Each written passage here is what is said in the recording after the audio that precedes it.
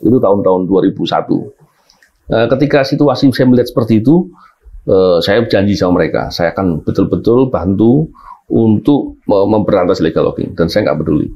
Dan ternyata hambatannya banyak, musuhnya banyak. Ya iyalah. Yang ada waktu itu kita malah dimusuhi dan segala macam. Cuman waktu itu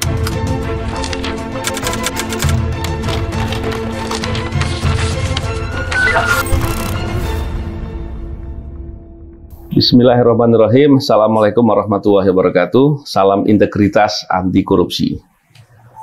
Kembali lagi kita berbincang. Hari ini saya berkesempatan untuk berbincang dengan Coach Rene, ya, Rene Suhardono. Masya Allah. So, ini luar biasa, suatu kehormatan bagi saya. Karena Coach Rene ini fokus dengan anak muda, fokus dengan mindset, dan banyak hal lain lagi. Kita bincang-bincang yang santai, yang oke. Kayaknya kehormatannya saya bisa duduk sama Bang Novel, diundang ke podcast kali ini. Senang banget. Terima kasih Bang Novel. Ya. Sama-sama. Saya kali ini memang ingin sekali untuk perbincangan kita ini, Coach, bisa untuk memberikan sumbangsih lah, pencerahan, terutama kepada anak muda. Jadi barangkali Coach bisa memberikan sisi apa yang kita mau bicarakan, karena saya di konten ini ingin selalu membangun soal integritas. Masya Allah. Poin soal integritas ini kan seringkali kemudian ketika bertemu dengan implementasi dalam dunia kerja dan lain-lain, tantangannya banyak. Kadang-kala orang merasa bahwa terlalu berintegritas, padahal nggak ada yang terlalu. Ada yang bilang terlalu berintegritas ya? Banyak juga yang bilang gitu. Terlalu berintegritas nanti susah katanya, dan mendapatkan kesulitan dan lain-lain. Nah, saya barangkali ingin Coach bisa menceritakan hal-hal yang terkait dengan apa yang selama ini Coach dalami, Coach lakukan pencerahan, inspirasi, dan banyak hal lain lagi, termasuk pendidikan dan pelatihan. Masya Allah. Silakan, Coach. Waduh. Bismillahirrahmanirrahim. Rabbi shrah li sadri wa yassir li amri wahlul 'uqdatam min lisani yafqahu qawli. Assalamualaikum warahmatullahi wabarakatuh. Kawan-kawan, Bang Novel, Masya Allah. Mulai dari mana ya? Panjang sekali sebenarnya.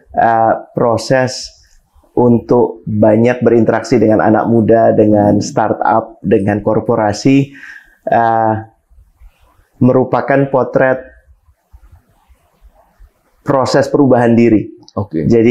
Jadi dari before and after, dan saat ini kalau Bang Novel tadi bertanya apa yang kira-kira kita bisa obrolkan ya. Satu hal yang paling menarik mungkin kesadaran sih, Bang Novel. Satu hal yang sekarang semakin mahal. Kesadaran. Karena berintegritas itu kan keputusan. Betul. Keputusan yang didasari bisa oleh untung rugi. Saya kalau berintegritas kayaknya untung nih. Apalagi kerja di lembaga yang berintegritas. Itu jadi kalkulasi etis. Tapi kalau saya bekerja di organisasi yang tidak berintegrasi,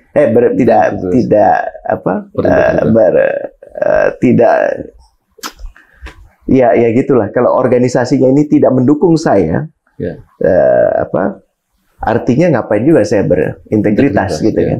Nah, yang saya dapati, ini riset menarik sih Bang Novel. Saya lupa risetnya dari mana, tapi katanya gini, orang yang hidup sejak munculnya sosial media, itu apa yang dia baca, dia simak, dia tonton dalam sehari, sehari ya Bang Novel, 24 jam, itu jauh lebih banyak daripada apa yang disimak, ditonton oleh orang-orang yang hidup kira-kira 50, 100, 1000 tahun lalu. Jadi sejatinya kita ini, otak kita ini overstimulated. Dan celakanya kalau justru saya nggak punya konsep bagaimana menggunakan alat ini. Justru saya digunakan oleh alat ini. Dan itu nyata banget tentang bagaimana pola interaksi, pola kehidupan kita sekarang. Gitu. Bang Novel bisa bayangkan apa jadinya Orang Indonesia tuh termasuk yang paling tinggi konsentrasi penggunaan smartphone, Bang, di dunia. The highest. Iya. Jadi sekitar 48 sampai 60% waktu terjaga itu di sini, Bang. Jadi bisa bayangkan nggak, Bang Novel, saat kita bicara sama orang sebagai atasan ke anak buah, itu dia cuma punya kapasitas otak itu 40 sampai 50%. Karena selebihnya udah gone. Sebelum kita bisa merespon satu isu, udah masuk WhatsApp lain, udah masuk Instagram lain, udah masuk Facebook lain, sehingga kerjaan kita scroll down aja. Kita direpotkan untuk hal-hal yang nggak penting untuk kita komentari, nggak penting bahkan untuk kita tahu. Dan efeknya itu membentuk kita. Membentuk kita jadi apa? Membentuk kita jadi mudah dikendalikan oleh siapapun yang hendak mengendalikan kita. Contoh isu yang paling belakang ini ya kawan-kawan itulah, afiliator itu. Oh, lihat nih, keren nggak gue bagi-bagi uang 5 juta? Bagus kan? Bagus banget. Orang yang butuh dikasih 5 juta. Terus dia masuk ke mobil yang harganya miliaran. Ya, lu juga kalau mau bisa kok. Kalau mau hidup kayak gue, bisa bagi-bagi duit, punya mobil keren, punya rumah banyak, ikut yuk di sini. Akhirnya orang pada ngasih uangnya ya? Iya, awalnya orangnya perbuatan baik yang universal, memberikan uang, meringankan penderitaan orang lain. Tapi proses selanjutnya jadi akhirnya menghidupkan atau membangkitkan ego. Itu sih, Bang. Betul. Tapi kan kalau kita lihat sekarang ini, di mana ketergantungan lah, saya bisa katakan ketergantungan ya, orang-orang lah. Termasuk bukan cuma di level anak muda sih, orang-orang tua juga banyak sekali ketergantungan dengan gadget lah ya. Semua, Bang. Gimana cara ngatasinya itu? Karena kalau kita lihat tadi betul juga, ketika kita kemudian atau orang kemudian mengetahui hal yang tidak perlu, mengomentari hal yang tidak perlu, bahkan kemudian mudah di framing, mudah dikendalikan, karena sekarang kan banyak teknologi yang untuk atau pola-pola tertentu untuk membuat framing atau menggolkan suatu isu. Bahkan hal yang paling penting pun dia justru nggak ambil peran untuk fokus di situ, untuk mempelajari, untuk mencermati, apalagi kepedulian kepada masyarakat ya, itu kan jadi problem itu. Gimana solusinya kira menurut Coach? Atau gambaran menurut Coach untuk bisa diselesaikan permasalahan itu? Ini pelik sih, Bang Novel. Kayaknya saya nggak punya jawaban solidnya kali ini, tapi bisa kita diskusikan bersama mungkin. Kalau rokok itu dinyatakan sebagai substansi yang adiktif sehingga dia diatur oleh pemerintah. Media sosial itu mempekerjakan orang-orang yang memungkinkan kita menjadi semakin adiktif. Betul. Tapi nggak diregulasi. Nah, itu nomor satu. Jadi kehadiran negara menurut saya perlu dalam bentuk-bentuk yang wajar tentunya, bukan menjadi polisioner gitu dengan segala hormat. Kedua pertanyaan, kenapa ya kenapa saya mau menjadikan ini alat dan tidak menjadikan benda ini memperalat saya? Itu pertanyaan yang harus dijawab. Karena sejatinya, ini kalau berseloroh nih gini, Bang Novel. Steve Jobs itu tahun 2007 saat menemukan iPad, meluncurkan iPad, ada pertanyaan dari wartawan New York Times. Curve question, pertanyaan yang nggak ada hubungannya, tapi sampai sekarang tuh ada di Google kalau mau dicari gitu ya. Dia nanya gini, Steve, anakmu pasti happy, anak-anakmu, karena bapaknya penemu iPad. Tiap kamar kalau perlu ada iPad. Jawaban Steve Jobs, Bang Novel, menarik. Jawaban beliau tahu, saya tidak akan memberikan akses teknologi kepada anak saya sebelum saya paham dampaknya. Sementara saya, istri saya, anak-anak ke Pondok Indah Mall tempo hari, ngelihat bapak, ibu, 3 anak di meja makan semuanya sibuk dengan gadgetnya masing-masing. Pas saya lihat ke kaca, keluarga saya sendiri gitu kan. Bahwa ternyata saya pun gagal dalam mencoba memaknai bahwa ini nih alat, bukan tujuan gitu. Nah, jadi pertanyaannya mulai dari mana ya? Mungkin paling mudah dan paling efektif mulai dari diri sendiri. Kenapa ya saya terikat sekali dengan alat ini? Ada nggak ya cara lebih baik dalam saya menggunakan alat ini? Kayak pisau lah, Bang. Kalau di dapur nggak ada pisau kan bisa nggak bisa, cuman cilaka. Daging bisa nggak ada bentuknya gitu dan gede-gede gitu. Tapi pada saat pisau itu terasah baik, dia bisa berguna sekali kan. Sama dengan handphone, media sosial itu ada gunanya, itu alat. Tapi letakkan posisinya sebagai alat, bukan yang lain. Gitu. Dan larinya akhirnya Bang Novel ini jadi sok tahu ya. Saya justru malah minta masukan. Gimana kita kemudian bisa memaknai kehidupan kita yang sejenak di dunia ini gitu. Kembalinya nggak bisa nggak, pasti ke spiritual. Betul. Ngapain sih lo di sini? Emang lo dari mana? Habis itu lo mau kemana? Nah, pada saat kita bawa ke pertanyaan itu, segalanya akan terjawab. Bagaimana saya menggunakan alat ini? Akan terjawab dengan, abis ini lo mau kemana? Abis ini tuh bukan dari podcast ini, bukan habis nonton podcast ini, tapi habis kehidupan ini kita mau kemana ya? Betul. Nah, kalau kita punya pemahaman itu, tata kendali akan lebih dimiliki. Dan yang terjadi sekarang justru sebaliknya. Kenal diri itu sama dengan kenal ambisi. Oh, 30 tahun. Harusnya udah punya 1 miliar. Berapa lu udah nikah? Harusnya udah punya anak. Udah punya anak. Harusnya anak lu udah bisa bicara. Jadi kita kena penyakit harusitis, Bang Novel. Karena komparasinya banyak. Pacar gue, mantan gue ada di Instagram, liburannya udah ke Eropa, ke Jepang. Sementara gue masih ke Bandung aja. Ada yang nggak bener. Gitu kan? Akhirnya kita ngelihatnya tuh memperbandingkan diri kita dengan yang lain, dengan cara yang nggak sehat. Dan orang-orang yang mempunyai pesan yang baik justru semakin nggak terdengar, karena riuh sekali. Betul. Riuh, Bang. Betul. Riuh sekali. Ya, memang gini ya. Tadi ketika kita atau anak-anak muda terutama terjebak dalam dunia gadget atau kemudian dalam media sosial dan kemudian membawa itu sebagai orientasi. Dia ingin bisa ikut seperti orang ini karena dia kaya raya dan lain-lain. Dipersepsikan kaya raya, walaupun belum tentu, bisa jadi dia pinjem ya. Dan kemudian dia akan mengambil jalan pintas. Ini yang repot karena dalam pandangan saya, dalam pengalaman saya lah paling enggak, coach, sesuatu tentu ada tahapan. Bahwa kalau kita ibaratkan sedang membuat tembok gitu ya, pastilah batu bata itu disusun satu persatu dengan susunan yang rapi dan harus rapat. Betul. Kadangkala kalau melihat proses, orang seringkali berpikir terlalu lama. Orang mau instan, mau lebih mudah. Terus yang kedua, ketika mengikuti proses, seringkali mendapatkan kesulitan. Dia lupa bahwa kesulitan-kesulitan yang dia hadapi dalam tahapan-tahapan membentuk dirinya sebagai pribadi yang berkarakter baik ya, itu adalah bagian dari pendidikan itu sendiri. Ini yang seringkali orang lupa ya. Dan saya pikir kita perlu juga memberikan penguatan dan memberikan gambaran soal itu. Coach bisa mengelaborasi bagaimana penjelasan soal itu.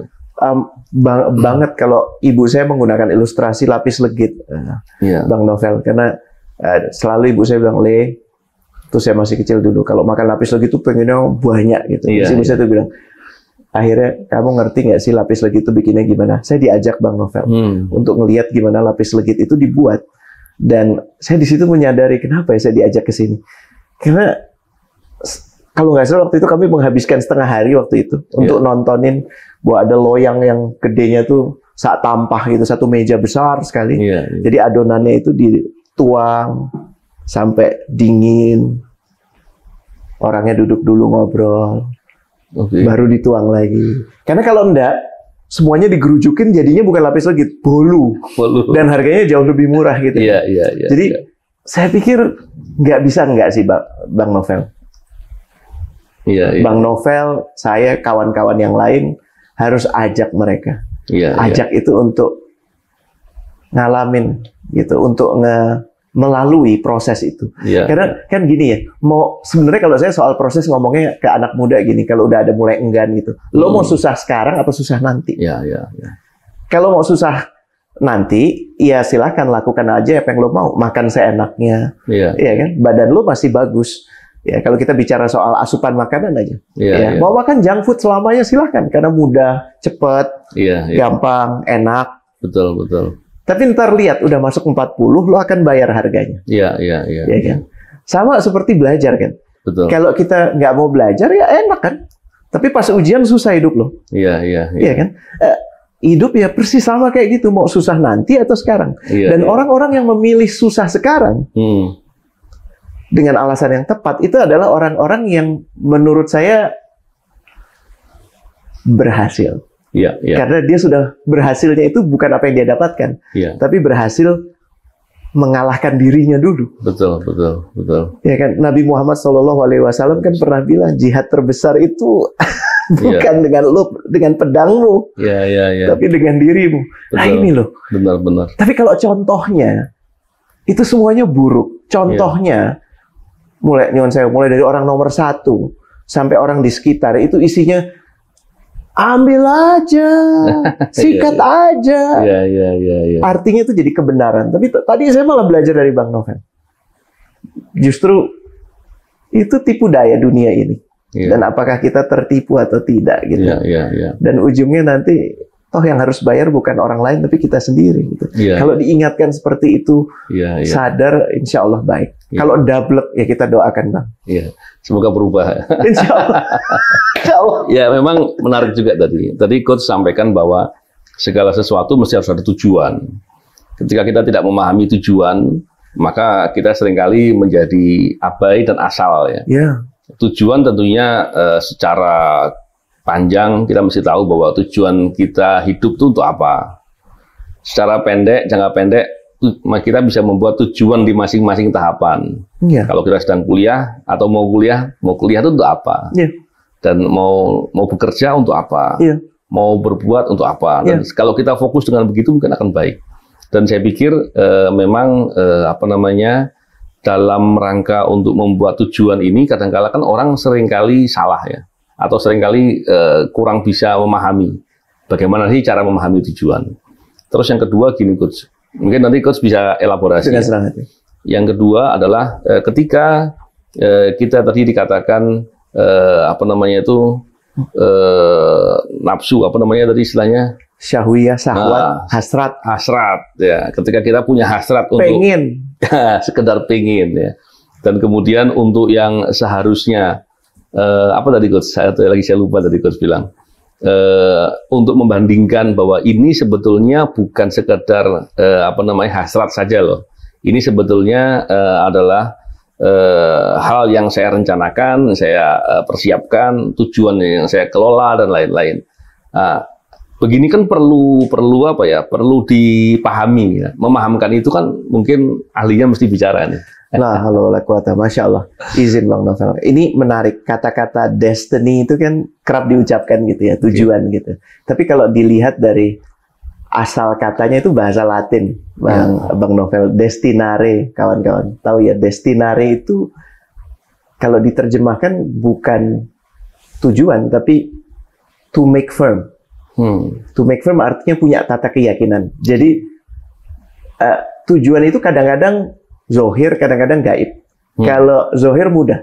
Oh, saya ingin punya rumah di Pondok Indah. Saya datang ke Pondok Indah, saya dapat inspirasi, gue pengen rumah di sini. Itu zohir. Tapi kalau nanti kamu kalau orang baik akan hidup di jannah. Udah dikasih tahu oleh Allah ilustrasinya. Tapi kan nggak ada, belum ada yang sudah ke sana kan. Terus cerita ke kita, gila enak banget loh jannah, daripada neraka enakan surga. Beneran? Please deh gitu. Kan kadang-kadang orang akhirnya takluk pada yang zahir saja, yang tampak saja, karena mudah.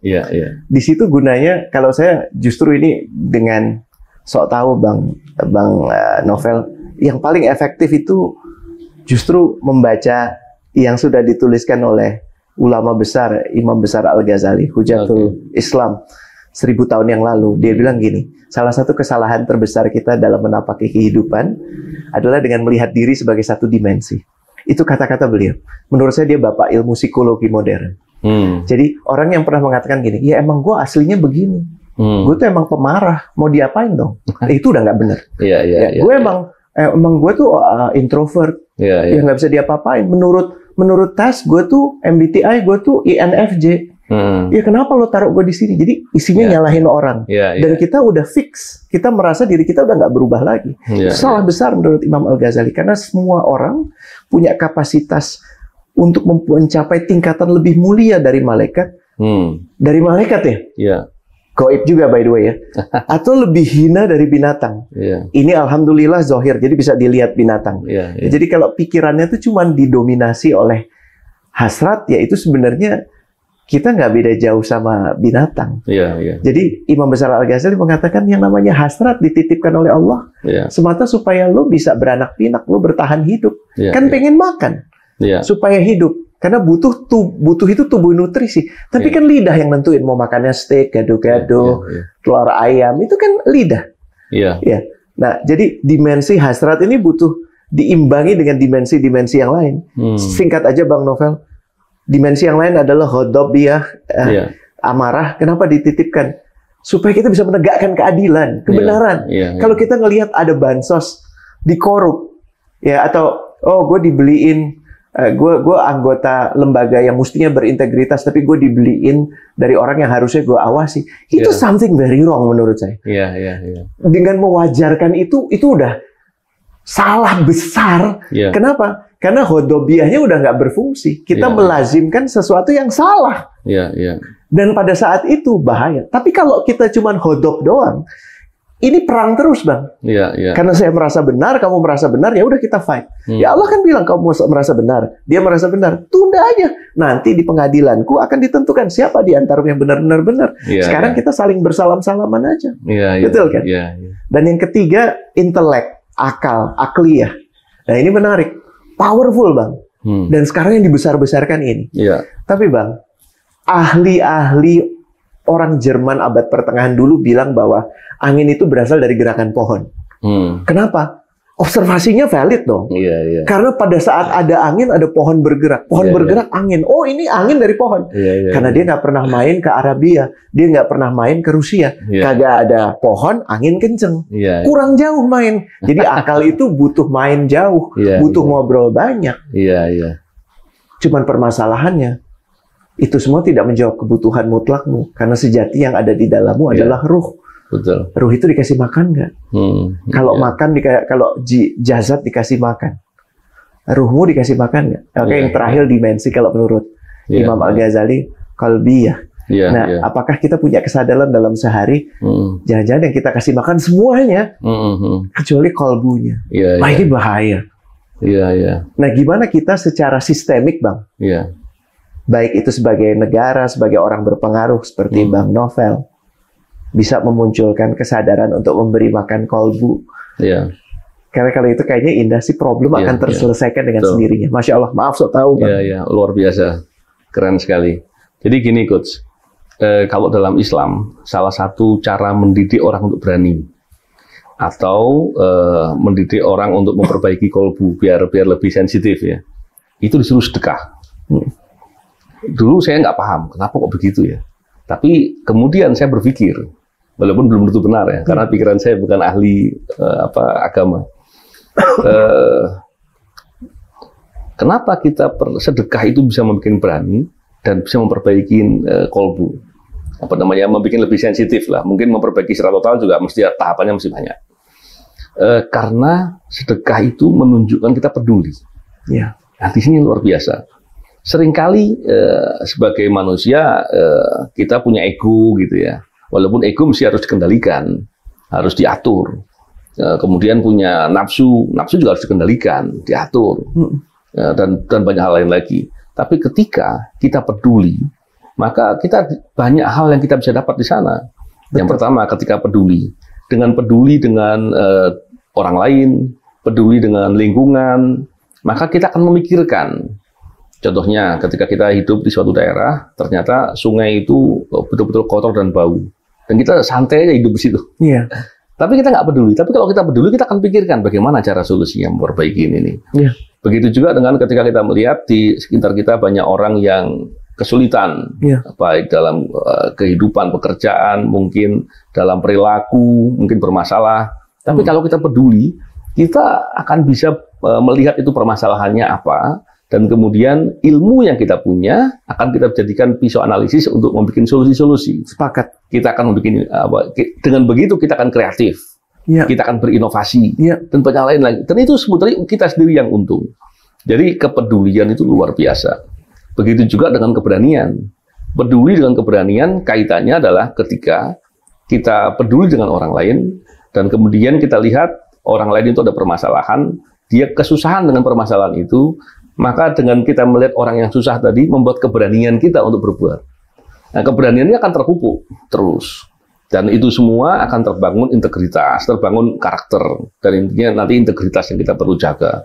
Dan itu semua akan berkaitan semua. Dan bisa jadi itu akan menjadi memperbaiki hal-hal tadi yang contohnya kecenderungan untuk lebih terpengaruh dengan media sosial yang terlalu ya. Kalau terpengaruh rata-rata mungkin sudah terpengaruh sekarang ya. Tapi yang terlalu dan banyak lagi yang lain. Saya pikir ini suatu hal yang luar biasa. Dan saya sepanjang pengalaman saya dan juga apa yang pernah saya perhatikan atau saya baca, saya belum pernah melihat ada orang sukses, orang hebat, tapi orientasinya untuk diri sendiri, belum pernah. Semuanya pasti akan terkait dengan dia peduli dengan kepentingan kemaslahatan, kepentingan orang banyak. Semakin peduli, dia akan semakin hebat. Walaupun ketika peduli, dia akan mendapatkan kesulitan dalam hidupnya. Tapi kesulitannya mendidik karakter dia menjadi lebih hebat.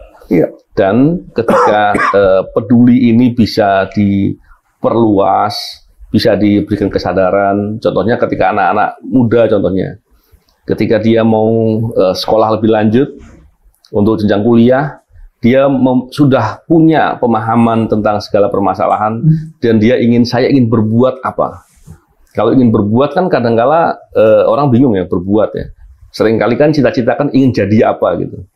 Padahal kalau jadi apa kan belum tentu, karena pekerjaan itu bisa jadi hilang suatu saat. Betul. Tapi kalau berbuat, dia bisa mengkreasikan banyak hal. Betul. Dan dia bisa lebih fleksibel, lebih hebat, dan lain-lain. Betul. Tapi ini kan pandangan saya yang awam nih. Nah, ahlinya kan mesti bisa bicara dengan lebih jelas. Gimana, Coach? Soal peduli, soal integritas, dan ini keinginan kita untuk bagaimana anak-anak muda ini bisa lebih meningkatkan diri untuk peduli, lebih mau untuk melihat permasalahan dengan peduli tadi tentunya, dan kemudian betul-betul bisa memahami bahwa integritas itu kebutuhan. Dan ketika orang tidak berintegritas, pada dasarnya dia akan rugi sekali. Tapi kita akan ngomongin soal integritas setelah inilah. Sepakat banget, Bang Novel, apa yang tadi disampaikan. Kepedulian itu memang karena harus dialami. Karena kalau kita nggak, tadi kan Bang Novel cerita, kalau kita baca berita itu kan kita nggak ada di situ ya. Kita ya mungkin agak tergerak sedikit gitu. Tapi karena nggak mengalami, repot. Ini ada penulis namanya Adam Grant, dia psikolog, Bang. Dan human behavior analyst gitu. Dan dia mempunyai, saya coba ingat-ingat ya, dia dia melakukan social experiment dengan membentuk 3 kelompok. Yang satu tuh control group.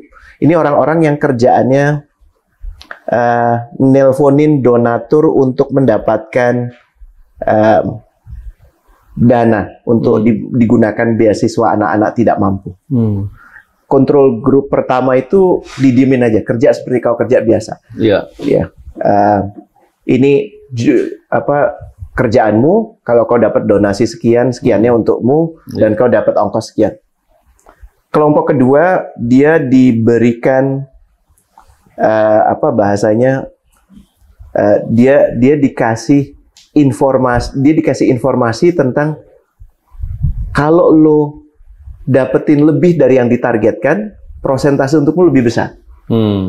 Gitu. Jadi imbalannya lebih gede.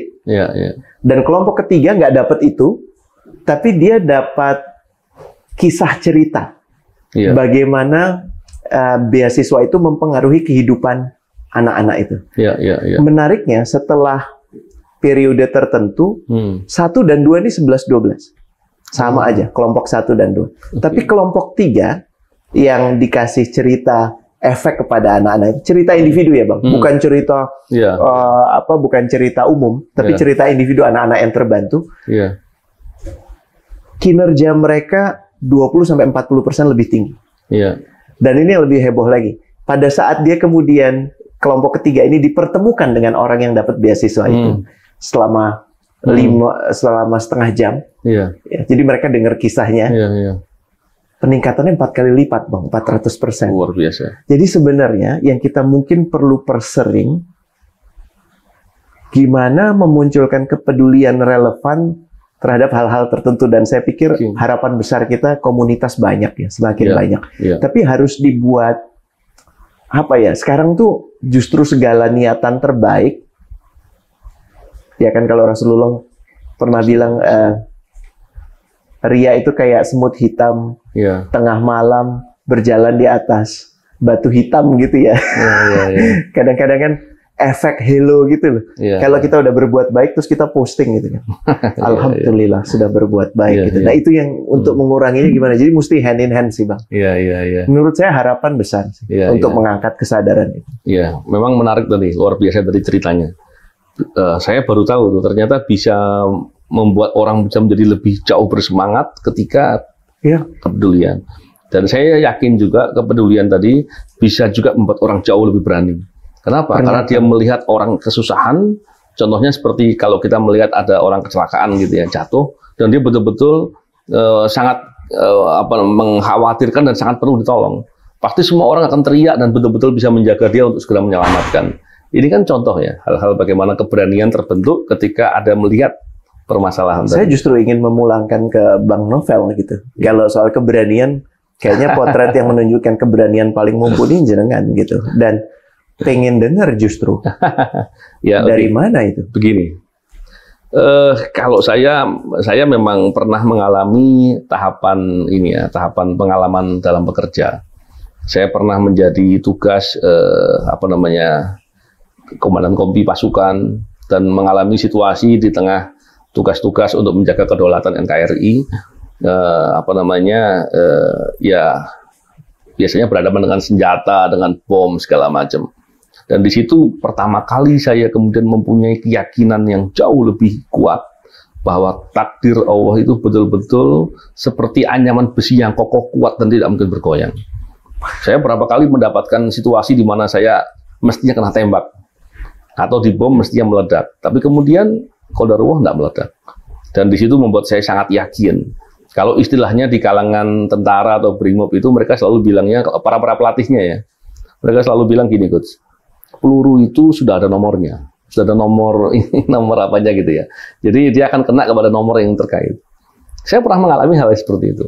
Itu pertama kali saya kemudian memahami bahwa benar ternyata takdir itu betul-betul kuat dan jelas dan pasti, sangat pasti. Ini yang membuat saya kemudian meningkatkan saya kepercayaan diri bahwa kita mesti paham itu dan kemudian yang harusnya saya menjadi takut menjadi tidak perlu takut. Yang kedua, saya pernah bertugas sebagai Kapolsek dan kemudian saya ditugaskan di Polseknya sepi kebetulan. Jadi saya berkesempatan keliling wilayah kekuasaan kewenangan. Dan kemudian ketika saya datang ke daerah-daerah yang tepi, karena perjalanannya sangat jauh, saya harus menginap di sana. Saya kumpulkan masyarakat, saya tanya, apa yang bisa saya lakukan untuk Anda? Waktu itu masih muda, saya masih umur 24-25. Saya bilang, apa yang bisa saya lakukan? Saya Kapolsek baru, apa yang bisa saya lakukan buat Anda? Saya akan lakukan dengan sungguh-sungguh. Dia bilang, illegal logging begitu berbahaya dan luar biasa. Saya mendengarkan cerita masyarakat di situ, saya sampai ya mungkin waktu itu saya menangis lah. Cuman saya kan waktu itu nggak sempat video ya. Cuman saya melihat betapa mereka tuh susah sekali gara-gara kejahatan tadi.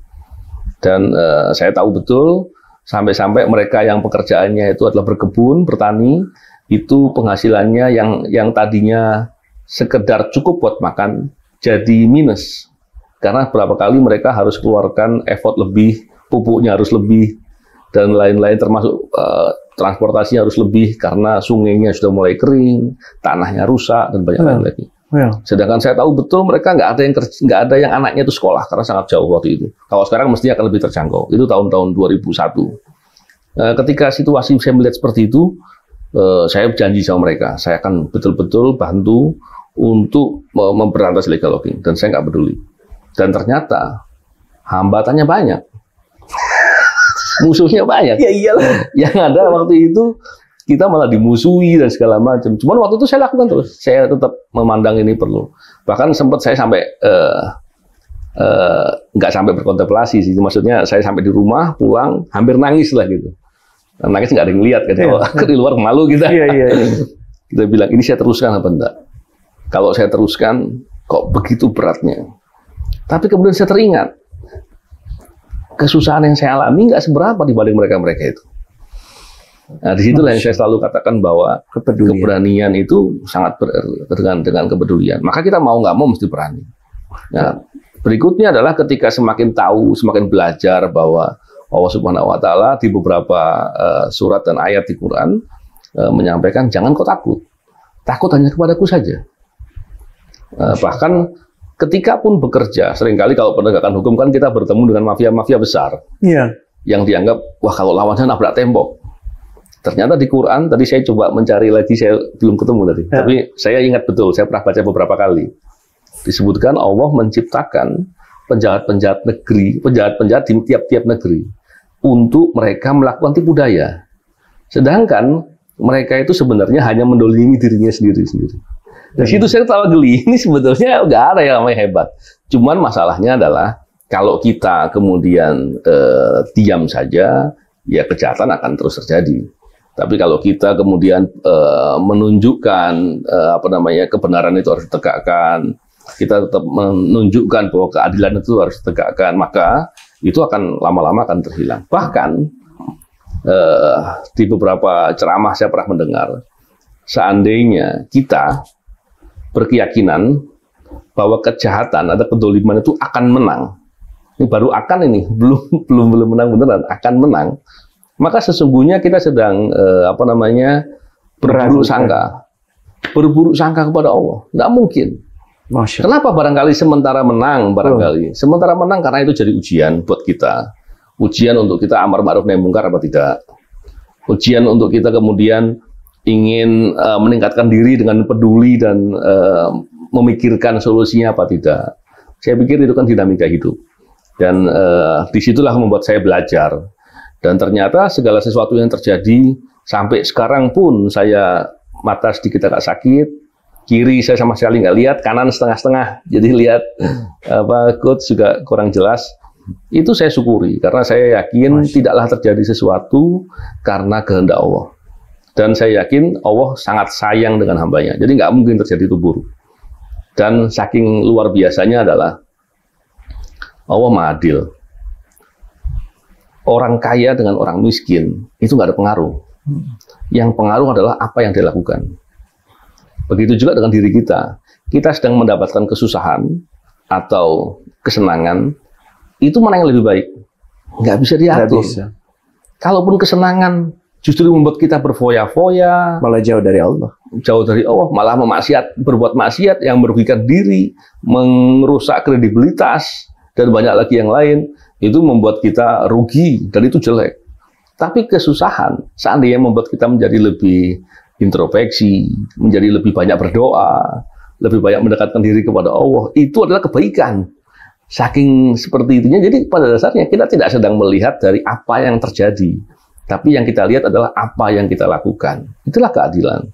Nah, dengan memahami itu, maka pilihannya adalah apa yang kita mau buat. Nah, saya juga ingin untuk mengelaborasi yang saya cerita baru sini. Masya Allah. Saya juga ingin coach bisa memberikan semangat juga buat anak-anak muda. Baru setelah ini kita akan bicara soal integritas. Silakan coach. Nggak adil nih. Malah pengennya dengerin Bang Novel cerita tadi. Ada banyak sekali pertanyaan. Tapi nanti saya undang Bang Boleh, nanti sama-sama kita cerita. Bang Novel di podcast Kasih Solusi, Coach Kasih Solusi, nanti kita undang ya. Iya. Di sana Anda nggak punya pilihan karena kita bersemuanya menanyakan kepada Bang Novel. Tadi sampai hilang kata-kata, aku mesti ngapain? Tadi terkesima banget dengar ceritanya. Insya Allah, maaf, nggak fokus jadinya. Jadi lagi tadi saya nangkep, nempel di sini, bahkan saat kita berprasangka buruk bahwa kebatilan itu akan menang, itu artinya kita berburuk sangka. Kita berburuk sangka pada Allah. Ya Allah. Terus satu lagi tadi Bang Novel bilang bahwa, oke, Bang Novel bilangnya geli ya, ngelihat orang-orang yang dianggap orang-orang brutal itu ternyata penjahat, dianggap hebat, itu kita geli. Itu geli ya. Ini makomnya Bang Novel nih, kalau untuk ini emang Masya Allah, ini coba disimak yang baik. Yang dari saya mau lewat aja udah. Yang lain Bang udah cukup. Kalau ini kita obrolin yang apa tadi Bang Novel? Soal integritas. Ini gini Coach, soalnya gini ya. Ketika kita bicara soal integritas, tentunya seharusnya kita paham bahwa integritas itu kebutuhan dasar.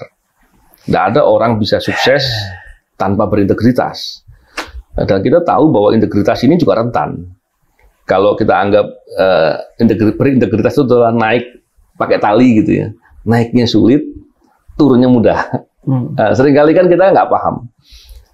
Dan kemudian saya pernah cerita sedikit lah. Saya pernah di suatu forum mahasiswa, saya sedang berbicara soal anti korupsi. Bahkan saya bercerita bagaimana saya katakan semua komoditi pangan itu ada korupsinya.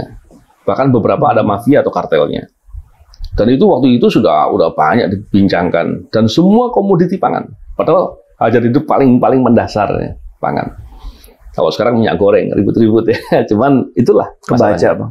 Ketika saya menyampaikan bagaimana mahasiswa mesti peduli waktu itu ya, saya sampaikan di suatu forum besar, kelas besar. Ada mungkin sekitar 500 orang yang jadi audien. Offline, bukan online. Ada satu anak muda yang saya yakin dia bagus. Karena bertanyanya pun lugas. Bertanya lugas itu menunjukkan dia berintegritas. Tapi mungkin dia nggak paham. Karena integritas kan mestinya bukan untuk diri sendiri. Kita harus berintegritas kepada orang lain, integritas kerja, integritas sosial, dan banyak lain lagi untuk bisa lebih luas impact yang kita bisa buat. Dia bertanya begini, Pak, kalau saya kemudian mau peduli dengan anti korupsi, tapi kan kita tahu bahwa selama ini peduli dengan anti korupsi, dalam organisasi anti korupsi banyak dimusuhi. Terus untung kami apa? Kami dikasih apa? Kalau berintegritas, kalau peduli dengan anti korupsi, maksudnya integritasnya lebih luas pedulinya. Bang Novel jawab apa? Saya jawab begini sama dia. Kamu ini di sini kan kuliah ya. Kuliah mencari apa? Mencari knowledge dan skill. Padahal kalau Anda pelajari, kesuksesan orang itu knowledge sama skill itu cuma pengaruh 20%, bahkan kurang bahkan. Apa yang paling besar? Karakter. Dan karakter dibentuk karena kepedulian. Kalaupun betul yang Anda bilang bahwa Anda mendapatkan kesulitan dalam peduli tadi, maka pada dasarnya Anda sedang mendidik karakter. Saya tanya sama dia, pernah lihat atlet sedang ikut TC, training center? Apakah dia sedang tidur-tiduran, makan yang enak, minum jus gitu, terus dikipasin? Nggak begitu. Dia susah duluan, sangat susah bahkan. Kalau kita lihat contohnya atlet sprinter, dia lari itu kadang-kala pakai beban. Dia yang pasang sendiri itu, padahal dia lari. Nah, seperti ini kalau kita lihat betapa sebetulnya hal-hal yang seperti itu mesti harus dipahami, bahwa mempersiapkan diri, membangun integritas, membangun karakter diri itu kebutuhan untuk diri kita sekarang dan yang akan datang. Dan itulah maka kita mengajak untuk berbuat seperti itu. Gitu, Coach. Banget, Bang. Saya tadi waktu Bang Novel bicara terlintas beberapa topik gitu ya, yang saya ingin jadikan obrolan kita sekarang ini soal integritas. Jangan-jangan Bang, diskusinya ada di tataran yang sulit dipahami. Jangan-jangan ya. Ini kita coba mengkritisi kita sendiri gitu. Sebenarnya kan jangan lakukan kepada orang yang lo nggak mau lakuin kepada diri lo, kan yang paling basic itu. Iya kan. Jangan nyuri, jangan bohong, jangan curang. Kenapa? Karena lo juga nggak seneng kan dicuri. Lo nggak seneng kan dibohongin. Lo juga nggak seneng dicurangi kan. Gitu. Nah, itu yang paling basic sih. Jadi membahasakannya menurut saya kita perlu buat lebih terang benderang. Integritas tuh elok gitu. Tapi saya lebih senang ngomong, jangan bohong lah. Gitu. Betul. Ya, karena semua pikiran, ucapan, perbuatan, tulisanmu itu akan dimintai pertanggungjawaban. Kalaupun tidak di sini, suatu saat nanti. Gitu. Kalau dari riset yang sangat liberal, riset yang duniawi banget lah, Bang. Ada namanya, saya pernah baca tulisan tentang The Economy of Cheating. Saya yakin Bang Novel pernah baca. Kalau risiko ketahuannya itu lebih risiko saat ketahuan mau diapain itu lebih kecil. Risiko ketahuan dan risiko hukuman saat ketahuan itu lebih kecil daripada imbalan. Maka orang akan nyuri. Apalagi orang yang nggak punya kesadaran melebihi kehidupan ini. Jadi makanya instrumen integritas menurut saya nggak bisa enggak, harus dicontohkan oleh yang paling semua posisi yang disorot itu harus terang benerang. Obatnya itu ya kalau lagi-lagi belajar dari ibuku, kalau dulu kami punya kasur tuh kapuk. Caranya ya taruh di matahari.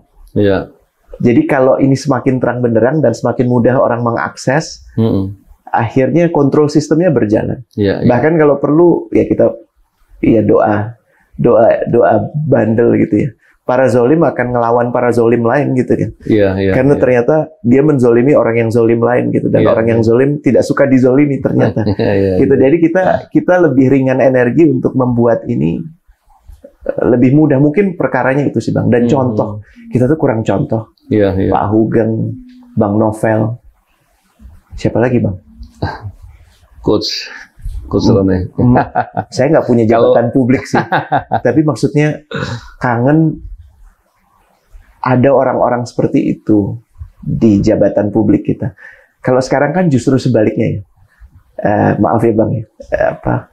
Kalau buat saya nggak ada malunya. Dan kalau itunya udah nggak ada, ya kita nggak boleh berprasangka bahwa kezaliman akan dominan, kebatilan akan menang. Tapi akan berat perjuangan. Buat terang benderang itu loh Bang. Betul.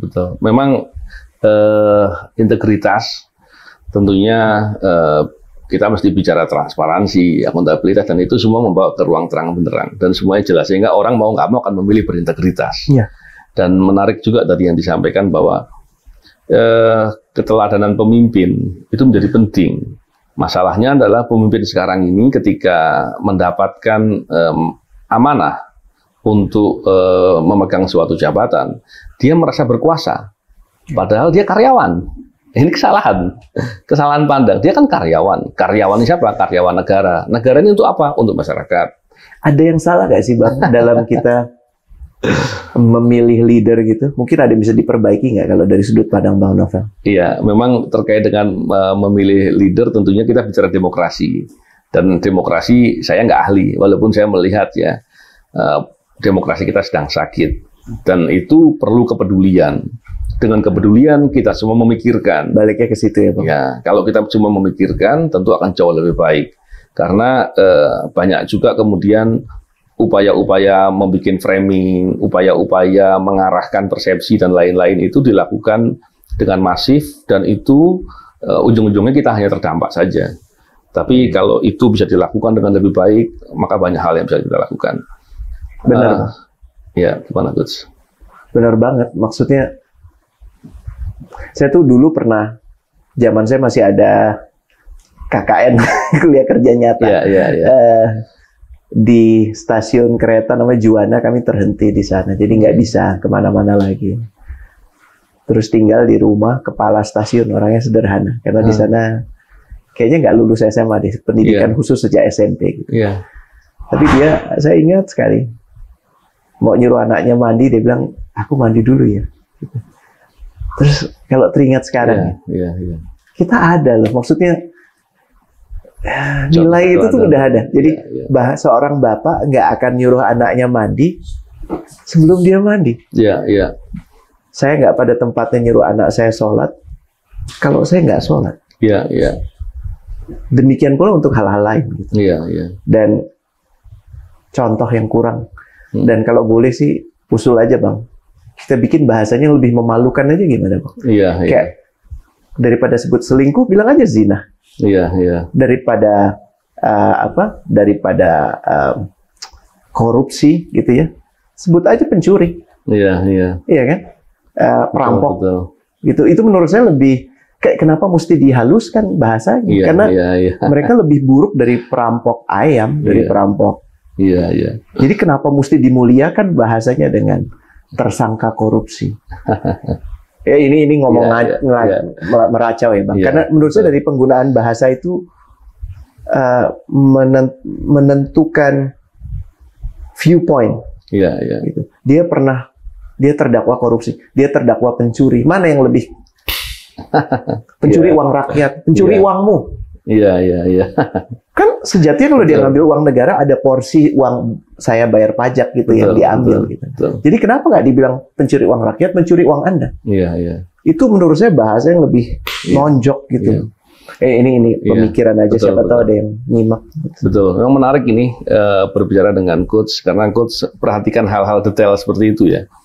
Karena saya sadar tadi yang sampaikan coach tadi memang sering bisa jadi apa yang saya pun sampaikan kurang bisa mengena kepada anak-anak muda terutama karena bahasanya terlalu formal barangkali ya. Dan memang perlu diubah pola-pola komunikasi untuk bisa mengajak orang walaupun itu keperluannya dia sendiri ya. Yeah. Kalau kita ajak karena kita sayang sama dia. Kita ingin anak-anak muda itu bisa kuat dan itu akan berdampak kepada kemajuan Indonesia ke depan. Yeah. Dan menguntungkan masyarakat semuanya. Ini yang penting ya. Nah, barangkali nanti ke depan kita bisa ngobrol-ngobrol lagi, Coach. Insya Allah dan lebih detail hal-hal yang sifatnya masukan-masukan gitu ya. Karena saya senang sekali. Saya sudah lama berpikir kapan saya bisa berbicara dengan orang yang ahli, Allah, fokus gitu. Saya senang nih kesempatan berbicara sama Coach. Dan sebenarnya masih banyak lagi yang kita mau ngobrolin. Insyaallah. Cuman saya pikir kalau ngobrol terlalu banyak malah nggak fokus ya. Iya betul. Dan untuk menutup, barangkali Coach ada kata-kata penutup atau hal-hal yang sifatnya memotivasi. Tapi satu poin sebelum itu, Coach, saya ingin menyampaikan bahwa saya orang yang selalu optimis di setiap keadaan. Iya. Saya merasa bahwa Indonesia ini ke depan akan baik. Insyaallah. Dan pasti akan menjadi perubahan yang luar biasa. Iya. Cuman tinggal masalahnya kapan, cepat atau lambat. Semua tergantung kita. Kalau kita semakin mau peduli, mau untuk bergerak, mau untuk berbuat kebaikan, tentunya kita sedang mengakselerasi itu. Nah, di sini yang mestinya harus terbangun. Tapi Coach tentunya perspektifnya lebih lengkap. Oh, enggak. Silakan Coach. Saya justru hari ini diingatkan bahwa tidak akan seseorang dibebani satu masalah, satu ujian melampaui kapasitasnya. Betul. Saya dari tadi tuh batin sambil melihat jenengan. Apakah saya mampu menjalankan hidup yang jenengan jalankan? Dengan segera saya jawab, saya nggak mampu. Saya yakin lebih dari mampu. Saya percaya Allah sudah punya peran untuk kita semua. Dan kita dipertemukan di podcast ini, podcast Bang Novel, yang menurut saya ini bisa jadi podcast, apa bahasanya, inspirasi, tapi juga nggak cuma inspirasi. Podcast untuk kita mempropagandakan kebenaran, gitu. Kebenaran sebenarnya nggak perlu dipropagandakan, tapi mungkin saat ini justru kita butuh yang menyimak Bang Novel dalam kapasitas apapun untuk reach out, untuk apa sih yang bisa dilakukan untuk kita coba benahi dari skala yang paling kecil, nggak usah ngomongin yang gede-gede, yang dalam kapasitas kita bisa lakukan dan share di kolom komennya. Menurut saya itu akan jadi hal menarik karena kalau ada yang insightful, siapa tahu tim Bang Novel nanti bisa undang untuk juga ngobrol dengan Bang Novel. Kita butuh ide. Kita butuh keberanian untuk mencoba ide-ide itu dan mengukurnya. Gitu. Kita kan senang yang ngungkapin ide, menguji coba, tapi males ngukur gitu. Jadi, kalau tadi Bang Novel bilang dari setiap yang kita makan itu ada yang dikorupsi, rela nggak sih? Gitu. Saya cuma nanya ya. Kalau kita membiarkan pun itu udah satu bentuk kesalahan dan nggak boleh kita biarkan Bang Novel sendiri sih. Pesan saya itu aja. Makasih. Masya Allah. Makasih, luar biasa. Alhamdulillah kita bisa bicara banyak dan sepertinya masih belum puas. Masih banyak yang kita ngomong lagi. Always happy. Nanti kita ngobrol lagi lain waktu dengan senang hati. Ya, insya Allah. Dan saya ingin menambahkan beberapa hal mungkin ada hal-hal yang saya garis bawahi barangkali. Karena pada dasarnya kita ini semua mesti paham bahwa integritas itu kebutuhan kita. Dan kita ingin diri kita berintegritas karena kita punya tujuan hidup. Kita ke depan ingin menjadi lebih baik, kalau perlu menjadi yang bisa berdampak pada orang banyak. Amin. Dan tentunya kita tahu bahwa sebaik-baiknya manusia adalah yang bisa bermanfaat untuk orang banyak. Dan saya pikir marilah kita selalu peduli menjaga integritas.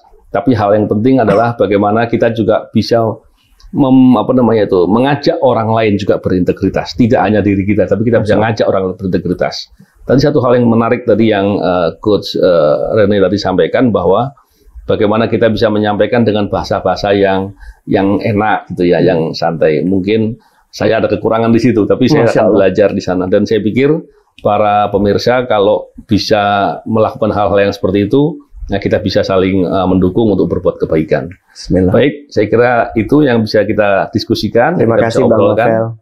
Sama-sama. Senantiasa dipanjangkan usianya, diberikan keberkahan, kesehatan. Waalaikumsalam. Saya kira itu. Terima kasih. Wabillahi taufik wal hidayah. Assalamualaikum warahmatullahi wabarakatuh.